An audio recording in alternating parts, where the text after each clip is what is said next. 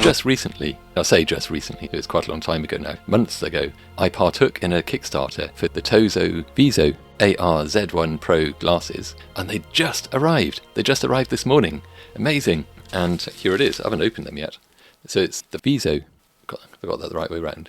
Is that going to focus? Focus you! Maybe it doesn't do autofocus. That ain't an iPhone. Yeah, it's a VIZO Z1 Pro glasses via Kickstarter. I noticed on Kickstarter there was some discussion, there was some confusion, actually fury. There was fury in the messages forum because some people were seeing these already available on the likes of Amazon. But in fact, those are a slightly different one. That's an earlier, not as good model. The ones that are available now are the lower specification VIZO V1, which features a 118-inch virtual screen and 1800 nits of peak brightness, compared to the Z1 Pro's 160-inch screen and 6000 nits, which is quite an improvement. So I shall get my retinas just burnt out, which I shall look forward to. Yeah, so you can get the V1 model already at retail outlets such as Best Buy in the US or from the manufacturer, from Tozo. But the Z1 Pro model is still restricted. They're just fulfilling the Kickstarter orders at the moment. So I should feel privileged. Spent me money, got me goods. It did remind me, when these turned up, it only just clocked that Tozo make other stuff. Several years ago, I bought these. It's like cheap earbuds. And, proposal. Considering they were cheap, they're actually really good quality. They're only about £20 or something. They do pretty good sound, not particularly bassy, but still clear, good range.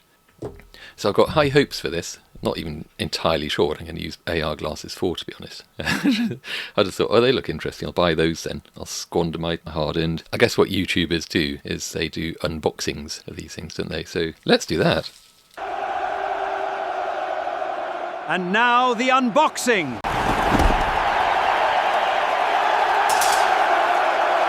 To be honest, to do that properly, I ought to put it back into this box. Just give me a moment. That's back in.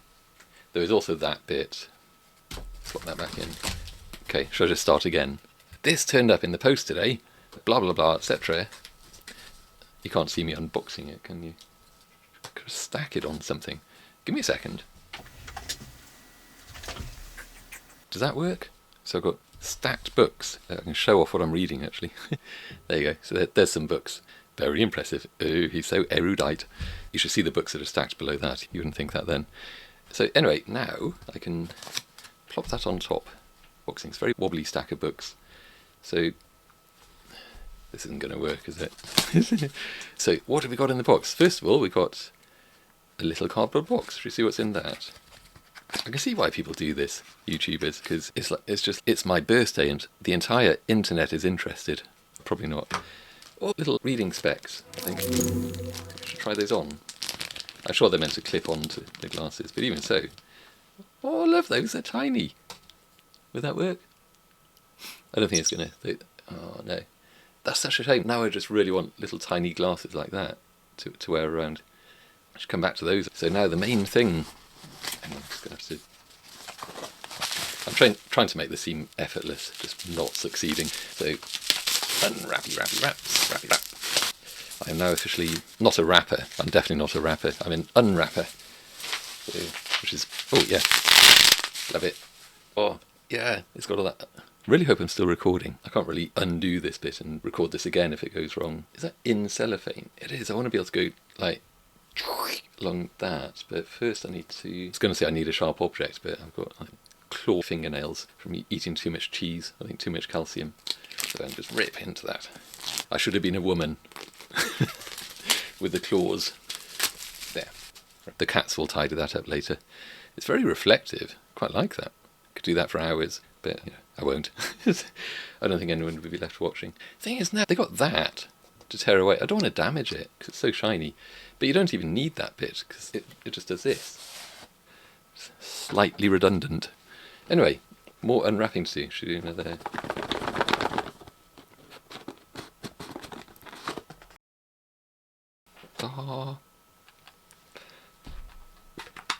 And within there as well, we've got I'm actually sweating a bit. I had to close the window because just as I started recording, someone outside started up this thing this pump, I suppose they call them, that pumps up their car tyres. It's just really like high-pitched whine. And today seems to be the hottest day of the year so far. You can tell we're all melting because the BBC weather reports are showing everything lit up red, like we're just baking to death.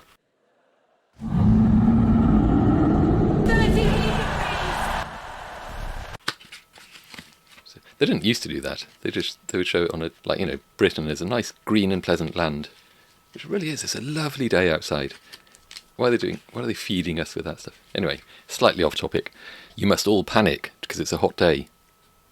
Yeah, we have a USB-C cable. We have a bunch of things.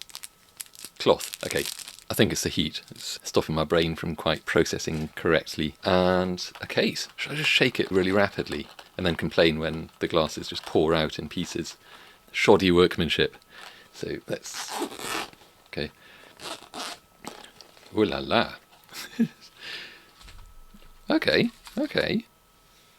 Nice. I think on the Kickstarter, because these were the early bird ones, they were roughly half the price of what these will be at retail. So already I can say, for what they are, it's just about worth the sort of £160-ish, I can't remember, that I paid for them. But if I saw these on Amazon or whatever for double that, I would hesitate and I probably actually wouldn't buy them. But maybe I'm not the consumer. I used to be the type of consumer that these are aimed at, but now I'm just older, more boring. Hate to say it, but maybe I'm proud to say it. I can't see a bloody thing now. These are terrible. Although when you put glasses on, you're meant to be able to see better. Oh, that's better. I can see again. I guess I'm probably supposed to charge them up. But anyway, they've got all sorts of buttons. So you can see on here, there's button there, button there. There's a rocker switch, which by the feel of it is probably for volume. Ah, okay. Yeah, I think dials on top. 'Cause you can adjust the diopter type adjustments for your eyesight. So if you're short-sighted, like me, then you can actually get them to pretty much match your prescription if you're lucky. So if you've got astigmatism, like me, in one eye, then not so lucky. So there you go, I'm not so lucky. There you go, do that again. I should probably just give them a bit of a charge up and look at those little glasses. And, oh, the empty bag. I lost the little glasses already. That ain't good. It's because they're kind of invisible. Oh, there they are. They're buried beneath all the inner packaging. Yeah, so I'll have to figure out whether I need those or not. I suspect I probably will. Maybe that's it for now. That's the unboxing video. No, I shall get back to you shortly and just see what's what and see if I like them or not. And maybe recommend whether you might like them or not. Only you know that. But yeah, ciao for now. Please like the video, comment, and subscribe for fascinating science news. And now my first impressions. I think I've got these figured out now. A fairly obvious thing was, in retrospect, and I remember now, we don't actually charge these at all because they don't have a battery. They ship with a nice sort of slightly braided USB-C cable that I showed earlier in the slightly manic unboxing, and they actually just plug into the end of the thing just there. So the other end is plugged into my phone, which is a Google Pixel 8, I think, a couple of generations back, and it's running Graphene OS, which I really ought to do a video on at some point because it's blinking awesome, and you get privacy in a phone. Who would have thought? Yeah, on that I tap mirror display, blink, and then we can watch Crypto Rover doing his daily update of the day. But if I now put these on, obviously you can't really see this. Oh, can you see it? I don't know. Okay, yeah, I guess you can see the display, unless it's just a reflection. I think it's a reflection of the monitor that's in front of me. You can see what I'm reading from, even though I generally just ignore it and start ad-libbing in any case. Shall I just do the video like that? Pinching my nose. Anyway, yeah, what's on there is mirrored directly to these. These are advertised as having the equivalent of a 160-inch display, as if it's just cast to somewhere just in the distance. I'm not seeing it. I'm seeing the display, but in front of me there's an ultra-wide, roughly 33-inch monitor, and that is it's quite close to be fair, but the display I'm looking at through the glasses is roughly the height of that, but obviously because it's just mirroring that in any case, it's not as wide, but the view of these isn't that wide in any case. Yeah, interesting. There's some marketing crap right there, isn't there, to be fair? Slight postscript to the Tozo earbuds that I showed earlier on. I don't use those anymore. I now have the rather lovely Technics EAH AZ80 earbuds, and they're just awesome. awesome. I love them. Very good sound, surprisingly bassy, probably more than I could reasonably expect from a thing that's just like that. So if I put these in, and I shall now start shouting and going, what? What? And play a bit of this. And Crypto Rover is doing his thing. It's very negative. He's shorting Bitcoin. Never short Bitcoin, always go long. It's the only way to make money. Of course, looking at that, I can't really show you pretty much. I could just show you a video of Crypto Rover. Why am I doing? Why am I even talking about that? I could show you a video of Save with Crypto and Maftopia in one of their amazing live streams, which you should totally check out, by the way. Yeah, so I could show you those, but I'd just be showing you another video. What I would say is that the display through these is amazingly crisp. It's detailed. I did have an initial sort of moment of motion sickness because it's a fixed display. The display is fixed in front of you. And so if I move around, it just goes with me. And that, if I do that a lot, then I just get travel sickness. So I think the answer is just don't do that then. What we also have on here is these diopter adjusters, the little clicky things. I did adjust them just now, but I think I may have unadjusted. You have individual ones you can like click with your fingernails. As I mentioned earlier, I have got rock hard fingernails. It's a talent. It's a talon that I was born with. It's trying to make the text a bit sharper. It's amazing that we can do this. It's brilliant. I love it. So around about there, yeah. And also, as I mentioned, these little tiny glasses. I'll take those off for a second. If I pop those in, that should click into place. I should have done it that way, right? Anyway, they're clicked into place now. You can see. Where are you there? I can't see you now.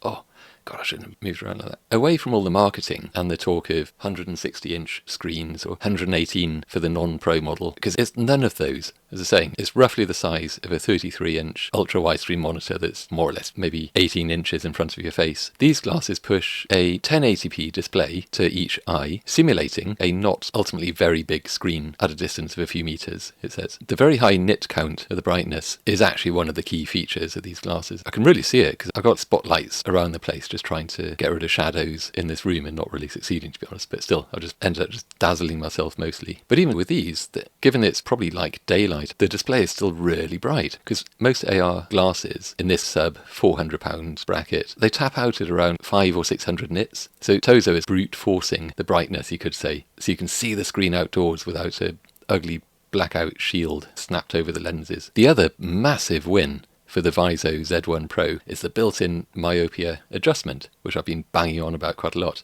So you turn the tiny dials, and it's like milking a cat, I think, doing that. Anyway, above each lens to adjust the prescription. So far, great, but where do these fall short compared to the competition? That 1080p per eye is a thing. It's sharp, yeah, but it ain't 4K. The field of view is about 41 degrees. I think that's for the non-pro, but it does mean that the image looks like a massive cinema screen sitting in front of you, but it doesn't wrap around to your peripheral vision like a full VR headset. But then, to be honest, that's fine, because like, how is it going to display beyond that? Do you know what I mean? So I'd have to have glasses that look like that. Then if I'm walking around wearing those, I'd look like a bit of an idiot. Unlike these, I'd look really cool. Also, the lack of an internal battery, so they take power directly from whatever you plug into them. But to be honest, that's fine. I actually like this particular setup, where it's connected to a phone. I wouldn't want to have to buy the equivalent of a second phone just inside one of these. I'd rather just use my phone, so I don't have to set everything up twice.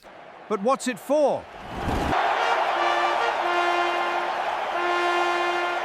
Okay, so what's the practical point of these then? Why not just look at your phone? Why actually use these at all? Sorry, I've got to take those off. I feel ridiculous wearing those, to be honest. Much too self-conscious. Use case number 1. Aeroplane flights, of course. You're crammed into a tiny metal tube. Don't want to make you feel claustrophobic if you're just about to go on a flight somewhere, but you're in a tiny metal tube. The seat back screen is a joke. It's just fuzzy and very low resolution. And you plug these glasses into your phone, or a Steam Deck, if you like, and press the button on the arm to toggle between 2D and 3D mode. That's something I should have mentioned. It's actually got a 3D, like side-by-side mode. You get true 3D for playing 3D games or watching an actual 3D film. And I was going to say you're isolated in a private cinema at that point, but not really. You're not totally enclosed. You know that there's stuff going on around you. Peripheral vision is a thing. You'd have to put a big shroud over your head or something, and then people will just think you're weird. And it works. Basically, watching a 3D film at 30,000 feet on a big virtual screen is kind of a travel flex, you might say. Flexing your travel. Use case number 2, a PC monitor strapped to your face. The glasses use USB-C DisplayPort Alt mode so that you can plug them straight into a laptop and a computer treats them like an external monitor. It really does work flawlessly. As I found out just now, just plugging them into the phone. The phone goes, oh hey, what's up? Do you actually want to use this as a display? Tap, yeah, and off it goes. Perfect. I would say that 1080p per eye. Some people are going to see that as a bit of a bottleneck, but it's fine. It's fine. The text is crisp. If you're writing code, browsing the web, typing an essay, it's legible. But you wouldn't necessarily get the pinpoint crispness of a dedicated 4K desktop monitor. But then it's fine. It is what it is. People should stop complaining, honestly. But it's fine for what it is.